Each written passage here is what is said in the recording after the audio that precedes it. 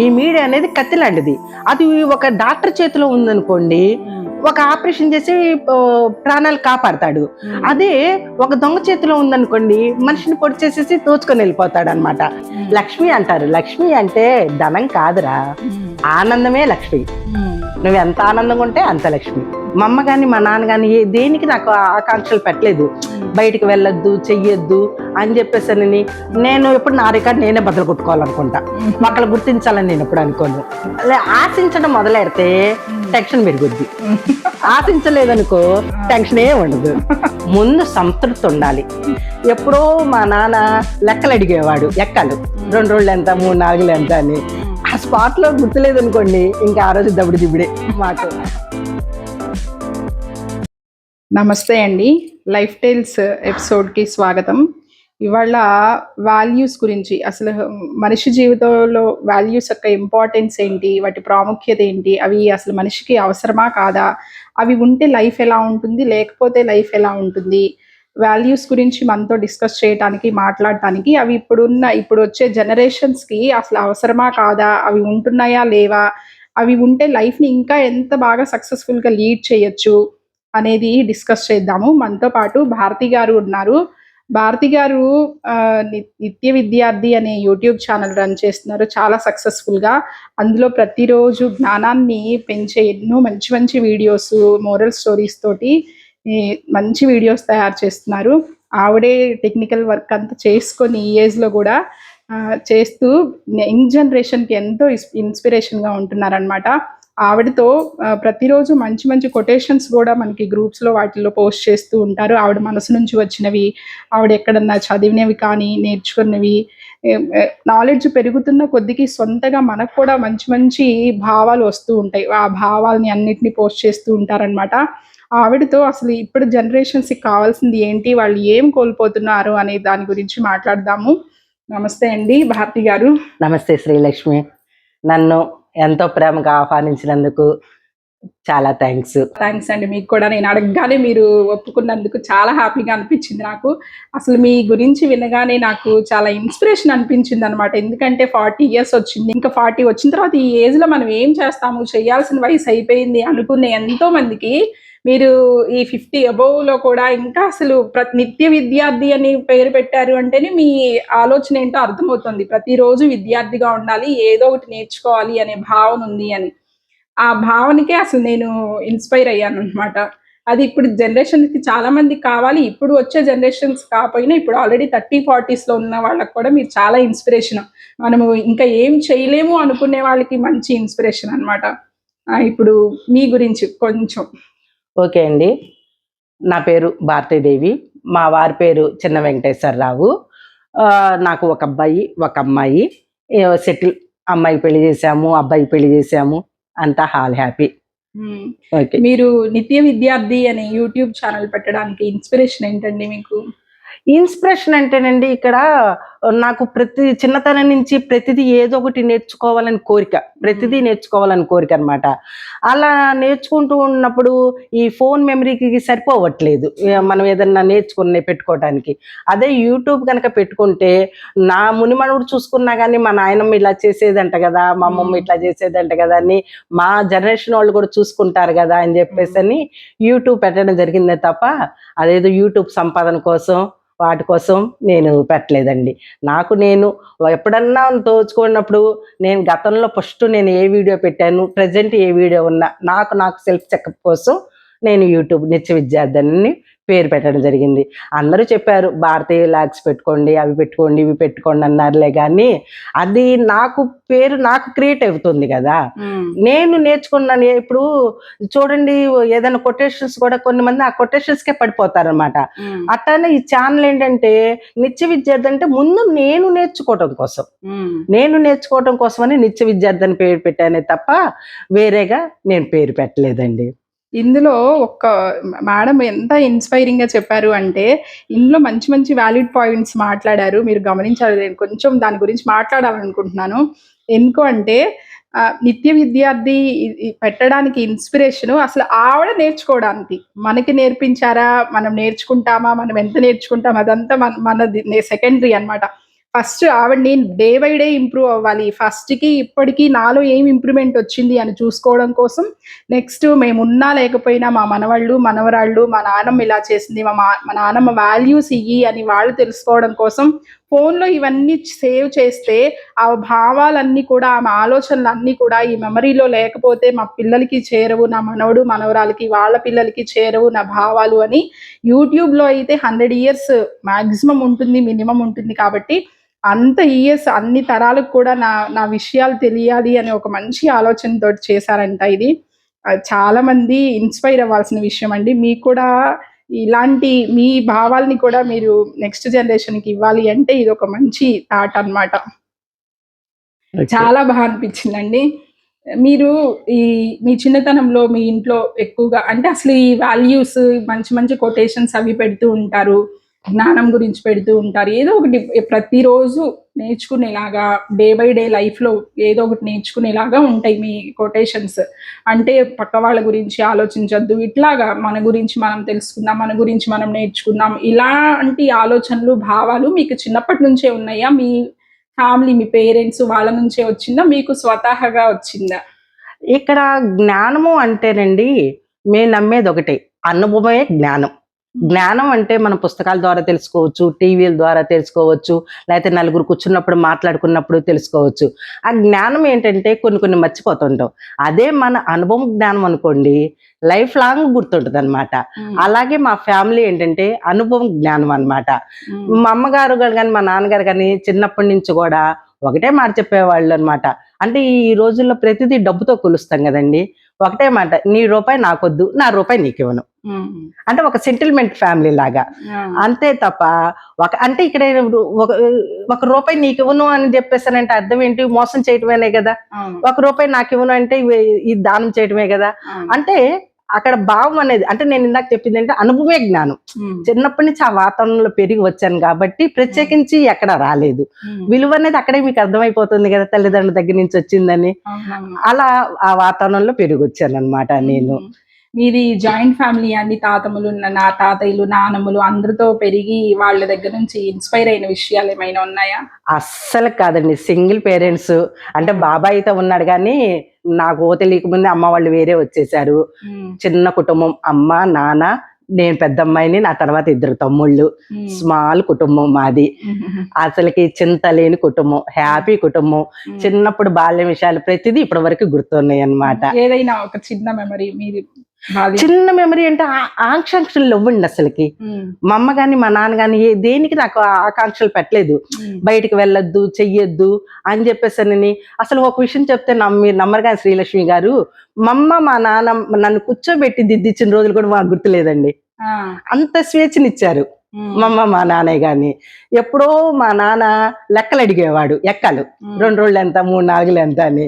ఆ స్పాట్ లో గుర్తులేదు అనుకోండి, ఇంకా ఆ రోజు దబుడు దిబిడే మాకు. అంతే తప్ప ప్రత్యేకించి కూర్చొని రాసింది లేదండి. చెయ్యి పెట్టి దిద్దిచ్చినట్టు గుర్తులు లేవు. అంత ఇదిగా పెరిగి వచ్చాం అనమాట. ఇంకా ఒక అందమైన బాల్యం అనమాట నాకు. ఏ ఆకాంక్షలు నాకు చెప్పల, పేరెంట్స్ పెట్ల, స్వేచ్ఛనిచ్చి పెంచారు మమ్మల్ని. స్వేచ్ఛ నుంచి వాళ్ళు ఇచ్చి పెంచారు. ఆ స్వేచ్ఛను మీరు ఎలా యూజ్ చేసుకున్నారు? ఇక్కడ మంచి ప్రశ్న అడిగా శ్రీలక్ష్మి. ఇప్పుడు స్వేచ్ఛ అంటే అప్పుడు మేమున్న టైంలో మీడియా లేదు. ఏ చెప్పినా పెద్దోళ్ళ ద్వారానే మనకి తెలిసేది. ఏ విషయం తెలియాలన్నా పెద్దోళ్ళ ద్వారా, పుస్తకాల ద్వారానే మనకి తెలిసేది. ఇప్పుడు ఏంటంటే ఈ మీడియా ఇది కత్తి లాంటిది అనమాట. ఈ మీడియా అనేది కత్తి లాంటిది.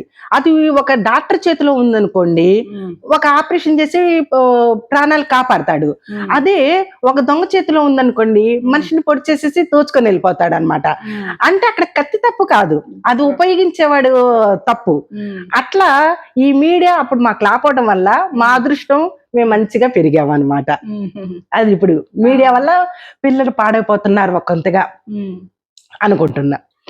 మీ అమ్మ కానీ మీ నాన్నగారు కానీ మీకు చెప్పిన అతి ముఖ్యమైన మాట, ఎప్పటికీ గుర్తుపెట్టుకోవాలనే మాట ఏదైనా ఉందా? అదే ఇందాక చెప్పాను కదా లక్ష్మి, 1 రూపాయి నేను నీకు ఇవ్వను, ఇంకో రూపాయి నాకొద్దు. ఇంకోటి వచ్చేసరికల్లేమో మూఢ నమ్మకాలు కూడా మనకి చాలా ఉన్నాయి శ్రీలక్ష్మి. ఇక్కడ విషయం నీకు చెప్పాలి. నేను 7th క్లాస్ చదువుతున్న రోజులు. ఆ రోజుల్లో 7th class, 10th class exams అంటే చాలా భయం మనకి. అయితే 7th క్లాస్ ఎగ్జామ్స్‌కి మా ఫ్రెండ్స్ అందరూ కొబ్బరికాయ కొడదాం దేవుడికి, నువ్వు కూడా మొక్కవే అని చెప్పేసారని అన్నారు. మరి కొబ్బరికాయ అంటే డబ్బులు కావాలి, పేరెంట్స్‌ని అడగాలి కదా! అందుకని నేను ఇంటికొచ్చి, అమ్మ మా ఫ్రెండ్స్ అందరూ మొక్కుంటున్నారు కొబ్బరికాయ కొట్టడానికి, నేను కూడా మొక్కుంటాను, నాకు కూడా డబ్బులు ఇవ్వా అని చెప్పేసి నన్ను అడిగాను. అప్పుడు మా అమ్మగారు ఒక మాట అన్నారనమాట, నువ్వు చదివితే మార్కులు వస్తాయి తప్ప దేవుడికి కొబ్బరికాయ కొడితే మార్కులు రావు, నీ పిచ్చి గాని, కొబ్బరికాయ లేదు మూసుకో చదువుకో అని చెప్పేసాను అన్నమాట. ఇంకా అట్లా పడిపోయింది నాకు. ఇంకా అప్పటి నుంచి చాలా మంది ఇప్పుడు మనకి ఏదో బొట్టు పెట్టి రూపాయి ఇవ్వు, ఎర్ర గాజులు వేసుకో, 2 పిల్లలు ఉన్నారు ఆంజనేయ స్వామి గుడికి వెళ్ళి కొబ్బరికాయ కొట్టండి, ఇవన్నీ చెప్తారే. అట్లన్నీ మా ఇంట్లో అసలు నమ్మం మేము. అవన్నీ ఏంటంటే పుకారు, ఇదిగో తోక అంటే అదిగో పులి అన్నట్టుగా ఉంటుంది తప్ప అవి అసలుకి శాస్త్రీయం కాదు. శాస్త్రీయం అవుతుందంటే బాగా పుకారుగా అయిపోయేది. ఇదివరకేమో మౌత్ పబ్లిసిటీ ద్వారా వెళ్ళిపోయాయి, ఈ మీడియా పుణ్యమా అని చెప్పేసి. ఇక్కడ ఎవరు ఏమనుకోనంటే ఒక విషయం కూడా నేను ప్రస్తావించదలుచుకున్నాను. ఈ రోజు లేచినోడు లేవనోడు కూడా యూట్యూబ్ అనేసరికల్లా ఎక్కడలేని చిట్కాలు, ఎక్కడలేని పంచాంగాలు. ఇదివరకు మనకు తెలిసి పండగలు సంక్రాంతి, దసరా, అట్లా ఏవో 4-5 పండుగలు చెప్పేవాళ్ళు. ఈ రోజు ప్రతిరోజు పండుగ అన్నట్టుగా మనం వాట్సాప్ కనుక చూసుకుంటే ప్రతిరోజు ఏదో ఒక విశేషత తెలుపుతున్నారు. అంటే అవన్నీ మన భారతీయ సంప్రదాయమే కాదని నేను వాటిని తప్పు పట్టలేదు, సంస్కృత సాంప్రదాయాలని అవన్నీ మనకు ఉన్నాయి. కాకపోతే ఏమవుతుందంటే వేళ మీరైపోతుంది. ఇప్పుడు ఎట్లా ఉంటుందంటే సగటు మధ్యతరగతి వాళ్ళు ఉన్నారనుకోండి, వాళ్ళు అటు చెయ్యాలో వద్దు, ఇటు చేయకూడదో తెలియదు. చేయకపోతే నువ్వు చేయలేదు కదా అని ఎక్కడ అంటారు అని. అసలు లేనోడు పర్వాలేదు, ఉన్నోడు పర్వాలేదు, కానీ నలిగిపోయేది ఎవరండి? మధ్యతరగతి ప్రజానీకమే. ఇలా మూఢనమ్మకాల వల్ల అప్పులు చేసి ఆడపిల్లని తీసుకొచ్చి బట్టలు పెట్టాలంట, అవని ఇవని ఏమేమో చెప్తూ ఉంటారు. కానీ వాటికి శాస్త్రీయత ఉందా? అది ఆలోచించాలి. అది ఎవరికి వాళ్ళు ఆలోచించుకోవాలి. సోషల్ మీడియాలో వచ్చిందంతా చెయ్యాలి అనే భావన కాకుండా మనకి ఎంత వరకు ఉపయోగపడింది, మన లైఫ్ కి ఎలా అన్వయించుకోవాలి అనే ఆలోచన ఉండాలి. అది అంతే తప్ప వాళ్ళు చేశారమ్మా వీళ్ళు చేశారమ్మా అని చేస్తే ఇంక మీ ఇష్టం. మనం డబ్బుని కోల్పోవాల్సి వచ్చింది, సమయాన్ని కోల్పోవాల్సి వచ్చింది, మనశ్శాంతిని కోల్పోవాలి. కరెక్ట్, లాస్ట్ పాయింట్, మనశ్శాంతి కోల్పోవాల్సి వస్తుంది. అది జరుగుతుందో జరగదో అనే భయం. అది ధైర్యం ఉన్నోడికి ఏ భయం ఉండదులే శ్రీలక్ష్మి, హ్యాపీగా వేయచ్చు. చూడండి, మనకు భగవంతుడు ఒక మాట చెప్పాడు, ఏమని? నువ్వు ధైర్యంగా ఒక అడుగు ముందుకై 100 అడుగులు నేను వెనకాలను నడిపిస్తా అంటాడు. కానీ మనం ఏంటంటే ఆ అడుగు వేయటానికే భయపడుతున్నాం. ఇది చూడండి, నేను అలా నా జీవితంలో నేను చాలా చూశాను. నేను అడిగేశాను, చాలా లబ్ధి కూడా పొందాను. నేను తెలిసింది నాకు అప్పుడు ఆ మాటకి ఆ వరేడికి అర్థం ఏంటని చెప్పాను. ప్రతిదీ నా అనుభవే జ్ఞానం. నాకు పుస్తక జ్ఞానం ఉంది లేదని నేను అనట్లేదు, కానీ పుస్తకాన్ని మించి అనుభవ జ్ఞానం ఉంది నా దగ్గర. అవి పరీక్షించాను నేను. మీ లైఫ్ లో ఈ వాల్యూని నమ్మడం వల్ల నేను ఇది కోల్పోయాను అన్న సందర్భం ఏదైనా ఉందా? వాల్యూ అంటే కర్మ సిద్ధాంతం అన్న ఒకటి ఉందిలే శ్రీలక్ష్మి. ఇక్కడ అదొకటి బాగా నమ్మాను. మేము 12 సంవత్సరాల క్రితం మెడిటేషన్లోకి వచ్చాము. అప్పటి నుంచి కర్మ సిద్ధాంతం అనేది బాగా తెలిసింది నాకు. దాన్ని గనక నేను నమ్ముతాను, దానివల్ల లబ్ధి కూడా పొందుతున్నాము ఆ కర్మ సిద్ధాంతి. దానివల్ల ఏంటంటే నువ్వు ఒకరికి ద్రోహం చేస్తే ఆ ద్రోహం నేను అంటాడుద్ది, ఒకరికి పుణ్యం చేస్తే ఆ పుణ్యం నీకు ఎప్పటికైనా వచ్చి తీరుతుంది. అలాంటి చాలా ప్రాక్టికల్ కూడా చేశాను. వాటి అనుభవం కూడా నాకు వచ్చేసింది, అనుభవమే జ్ఞానం.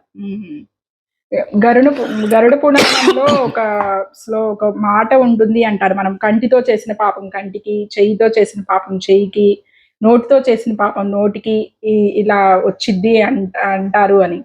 ఈ గరుడ పురాణం కానీ లేకపోతే ఇప్పుడు మీరు చెప్పినట్టు కర్మ సిద్ధాంతం కానీ ఇవన్నీ ఒకటే భావన కిందకి వస్తాయి అన్నమాట.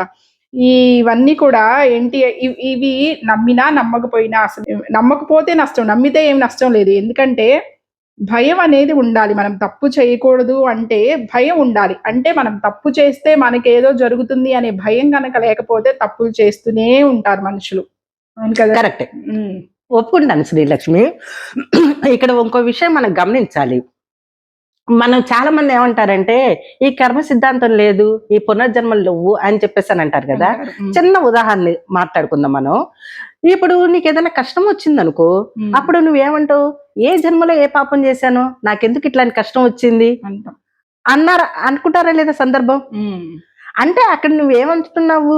గత జన్మ ఉందనే అర్థం. అంతేగా. ఏ జన్మలో ఏ పాపం చేశానో నాకు ఈ కష్టం వచ్చింది అన్నావు. అంటాం. అంటే గత జన్మ ఉన్నట్టని ఒప్పుకుంటున్నావు కదా. అవును. ఓకే, ఆ జన్మలో పాపం చేశావు, ఈ జన్మలో కూడా తెలిసి పాపం చేస్తుంటే వాడు నన్ను మోసం చేశాడు కాబట్టి నేను మోసం చేయడంలో తప్పు లేదు అని చెప్పేసి అని అనుకుంటున్నాను. దానికి ఏమంటాం?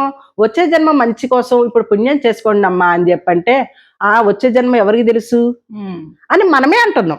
ఆ మాట కూడా మనమే వాడుతున్నాం, వచ్చే జన్మ.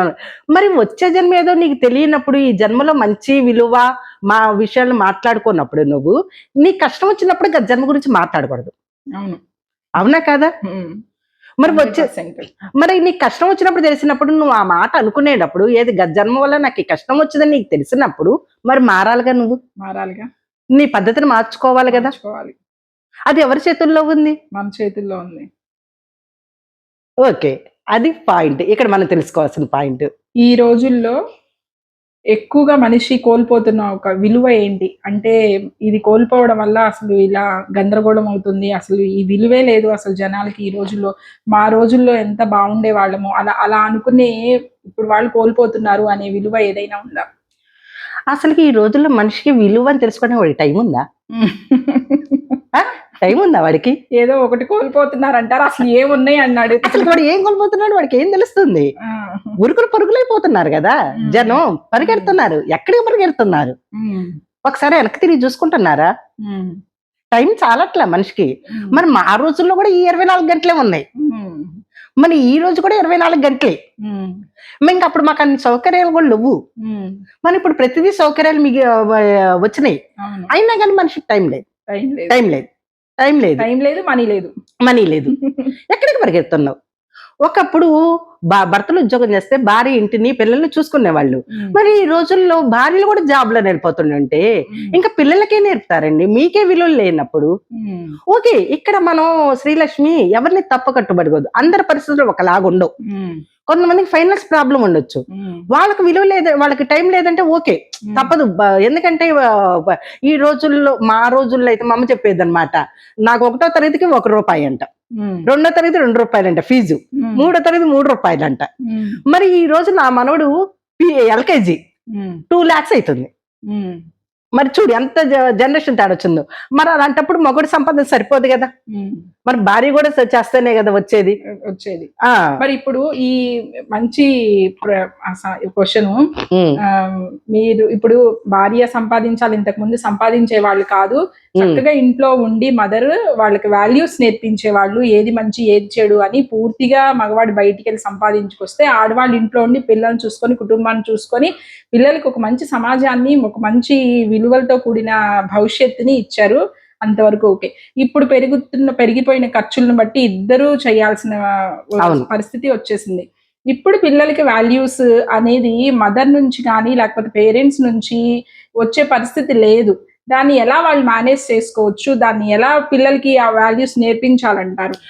ఇక్కడ ఏమైతుందంటే ఎవరికి వాళ్ళు ఇండివిజువల్ గా ఉండాలి, నా భర్త నేను నా పిల్లలే ఉండాలనుకుంటున్నారే గాని తల్లిదండ్రులు తెచ్చుకుందామా, అత్త మామని తెచ్చుకుందామా అని చెప్పేసానని ఒక విధంగా అంటున్నారు.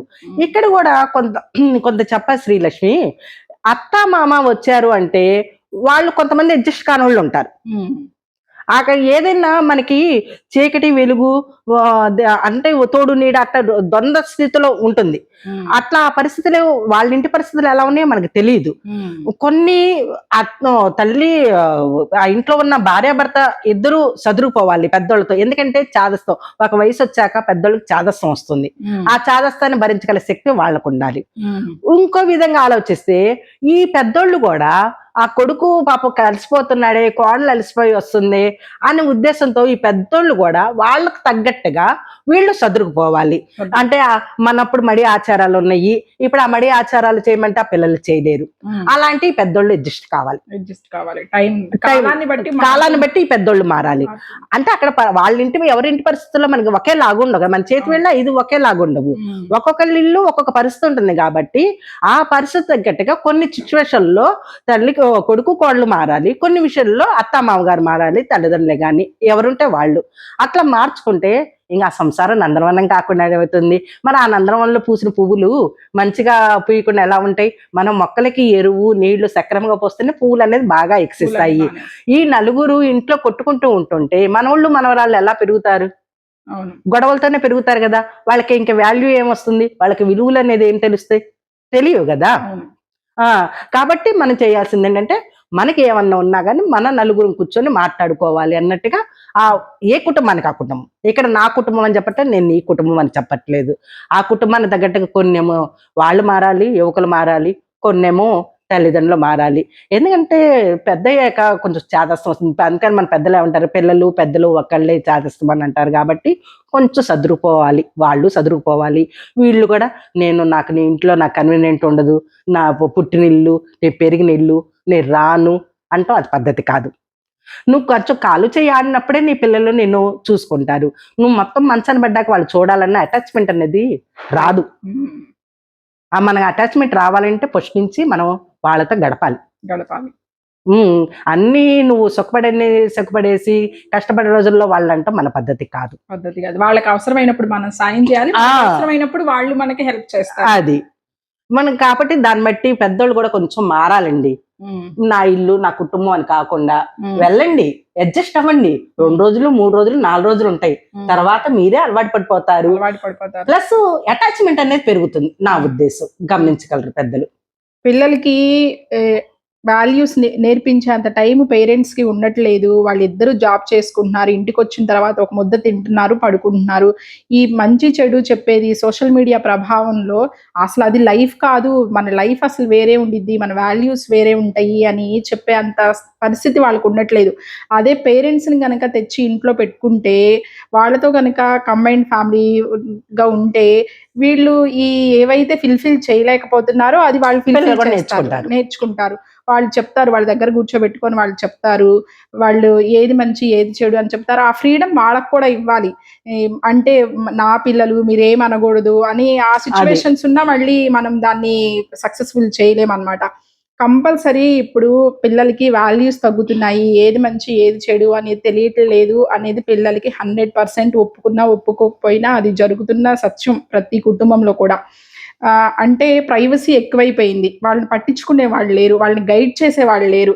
నువ్వు ఇది చేస్తే బాగుండిద్ది, ఇది చేయకపోతే బాగుండదు అని గైడ్ చేసి పట్టించుకునే వాళ్ళు, అంటే వాళ్ళకి టైం ఉండట్లా. ఆ టైంని ఎలా మనం చేసుకోవాలి, కుదిరితే మనం చెప్పించుకోవాలి, లేకపోతే బయట ఎవరైనా కోచెస్ ఉన్నారేమో వాళ్ళ చేత చెప్పించుకోవడం, లేకపోతే మన పెద్దవాళ్ళని తీసుకొచ్చి ఇంట్లో పెట్టుకోవడం. ఇదా పిల్లలకి వాల్యూస్ నేర్పించడానికి స్కూల్లో ఎడ్యుకేషన్ మాత్రమే నేర్పిస్తున్నారండి. మీరు ఎన్ని లక్షలు ఫీజు కట్టినా కూడా వాళ్ళ ఐఐటీస్ ర్యాంక్స్ దీనికోసమే ఫోకస్ చేస్తున్నారు తప్పించి వాల్యూ బేస్డ్గా ఎడ్యుకేషన్ అనేది 0%. ఎక్కడైనా రేర్గా 1-2 స్కూల్స్ ఉంటే ఉండొచ్చేమో కానీ, అంటే స్కూల్స్లో కూడా అంత టైం ఉండట్లేదు. కంపల్సరీ మనకు పేరెంటింగ్లోనే మన ఇంట్లో నుంచే 90% వాల్యూస్ వస్తాయి, స్కూల్ నుంచి కూడా వస్తాయి కాదనడం లేదు, బుక్స్ నుంచి కూడా. కానీ ఇప్పుడు చదువు కూడా ఎలా అయిపోయింది అంటే కేవలం మార్క్స్ కోసం మాత్రమే అయిపోయింది. ఇంతకుముందు జ్ఞానం కోసం చదువుకునే వాళ్ళు. ఇంట్లో పేరెంట్స్ కూడా ఏంటి 90% రాలేదు, 95% రాలేదు, ఇప్పుడు ర్యాంకింగ్ కోసం అలా ఉండేది కాదు. వాళ్ళు మార్క్స్ కోసం చదివిస్తున్నారు, పిల్లలు కూడా మార్క్స్ కోసమే చదువుతున్నారు. ఈ ఎగ్జామ్ పేపర్ చూస్తే ఎన్ని క్వశ్చన్స్కి నువ్వు ఆన్సర్ చేసావు, ఎంత నీకు ఈ సబ్జెక్ట్లో అసలు ముందు లాంగ్వేజెస్ని పట్టించుకోవడం మానేశారు. ఇది మెయిన్ ప్రాబ్లం. ఎంతసేపటికి గ్రూప్స్ మీదే దృష్టి పెడుతున్నారు తప్పించి గ్రూప్స్ లో నుంచి మన జీవితానికి కావాల్సిన తెలుగు మర్చిపోతున్నారు. ఆ తెలుగు మర్చిపోతే ఇంకా మన సంస్కృతి సాంప్రదాయాలు ఏం తెలుస్తాయి పిల్లలకి? ఏం తెలుస్తాయి? అవును, ఇప్పుడు స్కూల్లో ఉన్నాయి కరెక్ట్, పోటీ ప్రపంచంతో మన పిల్లలు పంపించాలి కాదని నేను అనట్లేదు, కనీసం ఇంట్లో నేర్పాలి మన భాష. ఒకప్పుడు శ్రీలక్ష్మి ఈ మీడియా వచ్చాక మన తెలుగులో అన్ని రాలేదు. ఈ టామ్ అండ్ జెర్రీ అని, ఈ బబ్లీ గర్ల్ అని అవి వచ్చాయి కాబట్టి పిల్లలు వాటికి అట్రాక్ట్ అయిపోయారు. కానీ ఇప్పుడు మన తెలుగు ఛానల్స్ కూడా బాగానే వచ్చినాయి. స్టోరీస్ చెప్తున్నారు, చందమామ కథలని, అమ్మమ్మ కథలని, పేదరసక మంది కథలని అవి పెడుతున్నారు కదా. కనీసం టీవీలో అవైనా పెట్టండి, మీ పిల్లలు తిన్నప్పుడు ఆ కథలు పెట్టండి, కార్టూన్స్ పెట్టండి, తెలుగు పెట్టండి. అంతే తప్ప ఆ టామ్ అండ్ జెర్రీ ఏంటండి పొద్దు స్నానం ఊరగటము, ఆ చాక్లెట్లు, కేకులు, ఆ డిస్నీ ల్యాండ్ ఏవో ఉంటాయి కదా, రకరకాలు ఉంటాయి కదా, అవేమో ఏంటో మ్యూజిక్స్ వస్తాయి. ఆ మ్యూజిక్ కి పిల్లలు అలవాటు అయిపోతున్నారు, అట్రాక్ట్ అయిపోతున్నారు. కనీసం ఇంట్లో అయినా తెలుగు చెప్పండి, తెలుగు ఛానల్స్ పెడితే వాళ్ళకి అవి వచ్చేస్తాయి. మనకు చెప్పడానికి ఓపిక లేవు, కానీ మీడియాని ఇలా ఉపయోగించుకున్నాము. అవును, పాజిటివ్ వేలో మీడియాని, మనం సోషల్ మీడియాని ఉపయోగించుకొని అంటే మనం దేన్ని ఏ దృష్టితో చూస్తామో మనకి అదే దృష్టితో కనిపించింది. మనం సోషల్ మీడియాని పాజిటివ్ దృష్టితో మనకి లెర్నింగ్ కి ఉపయోగించుకుంటే అది మనకి లెర్నింగ్ కి ఉపయోగపడుతుంది. అలా కాకుండా మనం ఏదో చేసేద్దాము అంటే లగ్జరీగా యూజ్ చేసుకోవాలనుకుంటే అది మనకి లగ్జరీ వేలోనే కనిపించింది. ఇక్కడ ఇంకో విషయం చెప్పుకోవచ్చు శ్రీలక్ష్మి, ముందు ఎంట కలిసి రచ్చ కలిసిమన్నాడు మన పెద్దలు. మన ఇంట్లోనే గెలవనప్పుడు ఇంకా బయట ఏం గెలుస్తాం చెప్పండి, స్కూళ్ళలో ఏం గెలుస్తాము? ముందు ఇంట్లో నీ పిల్లల్ని సరిగా పెంచితే చాలు. 100% సొసైటీకి మంచి పిల్లల్ని ఇవ్వాలి, అది మన బాధ్యత. అంటే వాళ్ళు బయటికి వెళ్ళి ఏం చేస్తారు, బయట సొసైటీ అంటే కళ్ళు మూస్తే దైవం, కళ్ళు తెరిస్తే దేశం అని మా మెంటర్ చెప్తారనమాట, మా మేడం ఆశ్లేష మేడం. కళ్ళు మూస్తే దైవం, కళ్ళు తెరిస్తే దేశం. ఈ స్లోగన్ కనుక మనసుకి అంటిపెట్టుకొని ఉంచుకొని భావనలో ఉంటే అసలు తప్పు చేయాలనే భావనే రాదు. అంటే దైవభక్తి అలవడుతుంది, దేశభక్తి ఉన్న వాళ్ళు ఎప్పుడు కూడా తప్పు చేయరు. పక్క వాళ్ళకి ఇబ్బంది కలిగించాలి అనే భావన రాదు, పక్క వాళ్ళకి ఇబ్బంది కలిగించకూడదు అనే భావన పిల్లలకి చిన్నప్పటి నుంచి ఇవ్వాలి. ఒకటి శ్రీలక్ష్మి, ఇక్కడ ఒక్కళ్ళని మోసగించడం కన్నా ముందు నీ అంతరాత్మని నువ్వు మోసం చేయకూడదు. నువ్వు ఏదైనా తప్పు చేసినా గానీ నీ అంతరాత్మ చెప్తానే ఉంటది, అరే ఇది తప్పురా, ఇది తప్పురా అని. కానీ మనం ఏం చేస్తున్నాం, మన విలాసాల కోసం, మన డార్క్ కోసం, దర్ప కోసం వాటిని అంతరాత్మని నొక్కి పెట్టేస్తున్నాం. ఆ నొక్కి పెట్టేసేసరికల్లా నువ్వు ఎవరికి చెప్పుకోవాలి? రేపు ఇవాళ నువ్వు ఇక్కడ గెలవచ్చు, కానీ పైన ఉన్నాడు పరమాత్మ. దాన్ని చిత్రగుప్తుడు లెక్క అంటారే, చిత్రగుప్తుడు లెక్క అంటే ఏం లేదు, చిత్తము. మన చిత్తంలోనే రాసేది లెక్కలు తప్పులు. ఇప్పుడు నువ్వు ఇక్కడ తప్పు చేసుకున్నా, దాని గొంతు నొక్కేసినా నువ్వు పైకి వెళ్ళాక ఆ తప్పుకి శిక్ష అనుభవించాల్సిందే. చిత్రగుప్తుడు లెక్క అంటే ఎక్కడో చిత్రగుప్తుడు లేడు, మన చిత్రగుప్తుడు. మంచి పాయింట్ అండి. అంటే మన ఆలోచనలు ఎంత బాగుంటే మన జీవితం కూడా అంత బాగుండిద్ది అని. ఆలోచనలు మనయే కదా, అవి నియంత్రించవచ్చు. ఈ ఎప్పుడైతే మనము ఎదుటి వాడికి ద్రోహం చేయకూడదన్న ఆలోచన వచ్చిందో అక్కడే నీకు పతనం అయిపోయింది. ఇప్పుడు అస్సలకంటూ రాకూడదు, ఏది సూక్ష్మజీవి, రోగం అనే సూక్ష్మజీవి అస్సలకంటూ రాకూడదు. ఎప్పుడైతే ప్రవేశించిందో అది పాకడానికి ఎంతో టైం పట్టదు. కాబట్టి ఆలోచన నీదే కాబట్టి నువ్వు నియంత్రించున్నావు అనుకో, ఏది నేను మంచిగా ఉండాలి, మంచిగా చెయ్యాలి అని చెప్పేసి అనుకో. మంచిగా అంటే నువ్వు వేరే వాళ్ళకి వెళ్ళి సహాయం చేయక్కర్లేదు, వాళ్ళకి డబ్బులు ఇవ్వక్కల్లా, వాళ్ళకి బట్టలు ఇవ్వక్కల్లా, ఎవరికి ఇవ్వక్కల్లా.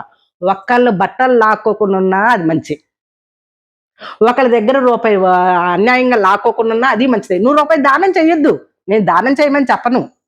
నేను చెప్పాను ఫస్ట్ నుంచి, మా ఇంట్లో ఉందండి, ఒక రూపాయి నీకు ఉన్నా ఇంకో రూపాయి నాకు వద్దు, న్యాయంగా నువ్వు సంపాదించుకో, అది చాలు. ఇంకా అక్కడ ఎక్కడ ఆలోచనలు మనకి అక్కడ సక్రమంగా ఉన్నట్టే కదా. అది పాయింట్. కంపారిజన్ అన్నమాట, పక్క వాళ్ళకి అది ఉంది మాకు ఇది లేదు. ఈ కంపారిజన్స్ తో వాళ్ళకి వాళ్ళు ఫీల్ అయిపోయి ఇంట్లో వాళ్ళని ఇబ్బంది పెట్టేస్తూ ఉంటారు.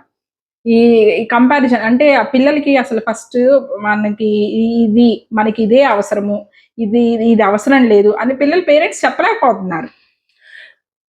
అసలు దాన్ని మనం ఎలా పిల్లలకి ఎలా అది నేర్పించవచ్చు, ఎలా నియంత్రించవచ్చు అసలు దాన్ని? ఇక్కడ పిల్లలు కూడా రెండు రకాలు ఉన్నారు శ్రీలక్ష్మి. కొంతమంది పెంకి పిల్లలు ఉంటారు, కొంతమంది మంచి పిల్లలు ఉంటారు. మంచి పిల్లలు ఉన్నారనుకోండి, మనం నచ్చ చెప్పొచ్చు, నాన్న నా బడ్జెట్ ఇది, నా జీతం ఇంత, నేను ఇంతవరకే నేను కొనగలను, నేను ఇంతవరకే చేయగలను అని అలా చెప్పచ్చు. కొంతమంది పెంకి పిల్లలు ఉంటారు, ఆ పెంకి పిల్లలకు మనం ఎంత చెప్పినా వాళ్ళు వినరు. కానీ ఆ పెంకి పిల్లలకి వాళ్ళని గనక నేను ఇందాకే చెప్పాం, పిల్లల్ని మనం గమనించే స్థితిలో, ఎందుకంటే మనం పరిగెడుతున్నాం కదా, ఎక్కడ పరిగెడుతున్నా మనకు తెలియదు కదా. కానీ ప్రతి సోలికి ఒకళ్ళు వినేవాళ్ళు ఉంటారు.